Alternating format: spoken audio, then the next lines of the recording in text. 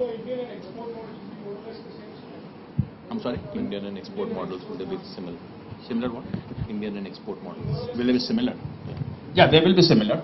In fact, the basic product is identical for all the markets.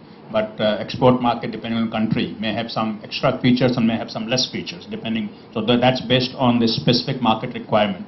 There are markets that need less than what India has, the market that need more than what India has.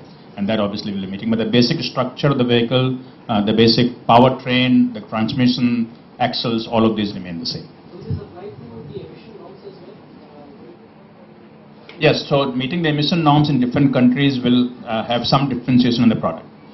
So the Indian emission norm, which is BS3 and BS4, will have some different technology than European emission norm, which may be Euro 5 and Euro 6 even.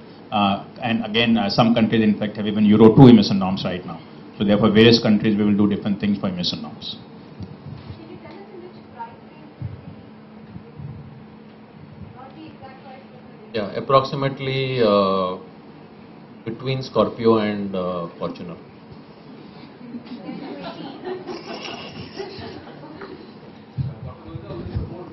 The price, even we don't know till 2 minutes before we announce it. Yes, it will support both two-wheel drive and four-wheel drive platform. We are launching both two-wheel and four-wheel when we launch. Yes, at the time of the launch we will have both two-wheel drive and four-wheel drive. Any option for automatic? That we will let you know when we launch. Any options for hybrid? Right now, no. We will be launching right now a diesel version. Is it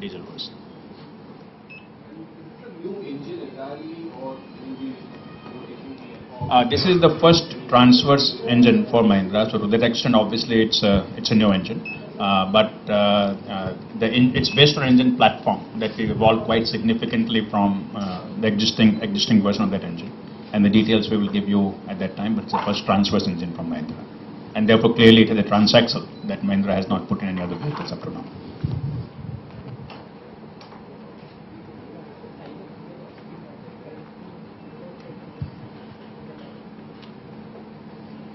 So, like Pawan just said, the size of the SUV market is close to 300,000, and it's growing at a double-digit rate, at a healthy rate of growth.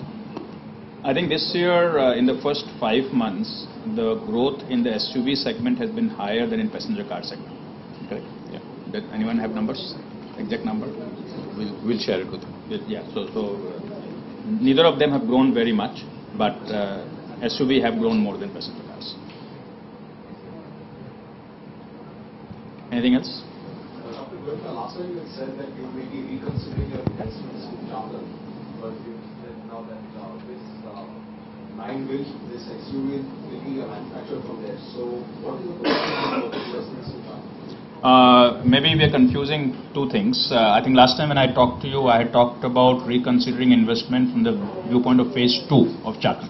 Okay, this is phase 1 investment, which was committed when we had first signed the MOU with the government, and that investment has never been rethought. That was always committed and always to happen. So this investment has already happened more or less. The phase 2 investment is for going beyond 320,000 vehicles. There are two considerations. Depending on how the market demand grows, there may be some sort of shifting by few months here and there of that investment. That is one reason. The second reason is the current situation that we have with the Maharashtra government. And depending on what comes out as the final solution, we may have to decide whether we can make the second phase investment in Maharashtra or not. So that's what I talked about. But the W201 investment in Maharashtra and in Jharkhand plant was never in doubt.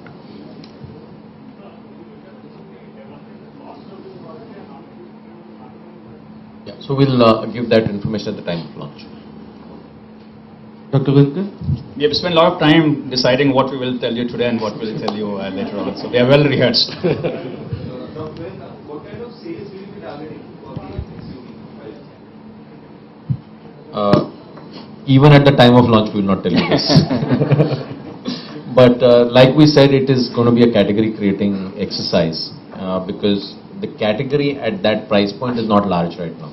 The challenge for us will be how in that price point will we get more and more customers to come in and buy an SUV concept vehicle or an SUV vehicle in that price point, and the challenge will be to create the category, and that's what the marketing focus will be on. Price point will be between 12 and 20 lakhs. The product will be positioned above Scorpio.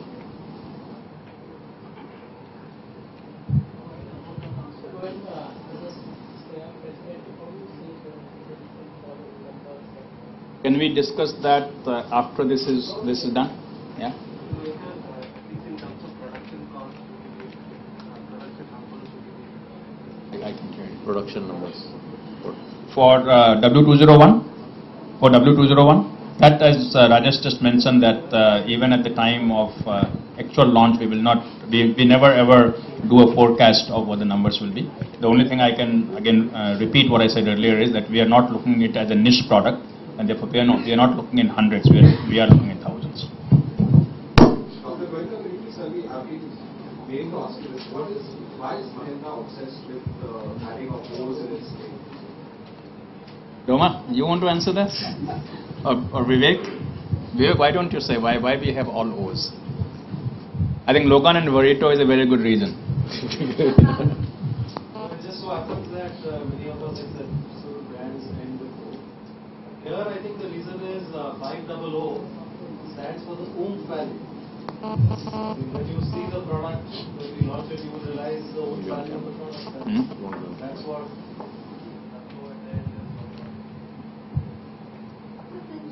Since you're targeting many international markets, will you also tap into SsangYong's network to explore this? Do what? SsangYong's network. Yeah, that is part of our overall global distribution strategy, not specific to W201, where we will be working together with SsangYong, Mahindra and SsangYong distribution channel, and wherever it makes strategic sense or even tactical sense in some cases, to kind of use our network for both the product lines, we will do that. And the first one that we've already announced is going to be in South Africa, where soon the SsangYong products will start getting sold in the Mahindra network under SsangYong brand. So that will be the first step in that direction, and then we will do slowly in other markets also. Some places where Mahindra has a strength and SsangYong brand will be sold from there, and some places where SsangYong has a strength and Mahindra brand will be sold from SsangYong channel. So, like you mentioned in South Africa, the branding is Mahindra and SsangYong will be sold in Mahindra dealership. Well, it's like what we did with Mahindra and Renault here.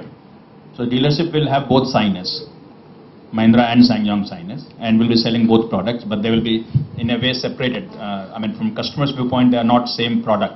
They are being sold from the same showroom. So we will clearly maintain the distinction between the Mahindra brand and the SsangYong brand. The two positions of the brand will be different. We'll be just using the same common network. So in South Africa, SsangYong products were not being sold earlier. No, they are being sold in a different channel, and that channel will be sort of moved into the Mahindra channel. Okay, so again, thank you very much, and you will get an invitation before the end of this calendar year to come and witness the launch of this product. It is going to be one of the most significant event for Mahindra's automotive offerings, and perhaps after Scorpio, though we had a Xylo launch also, but this is really a truly, from our viewpoint, category creating launch, and therefore it's a very significant event. And after Scorpio, this is our second opportunity to do something very different in India. So we will hope to see all of you at the time of launch of W201.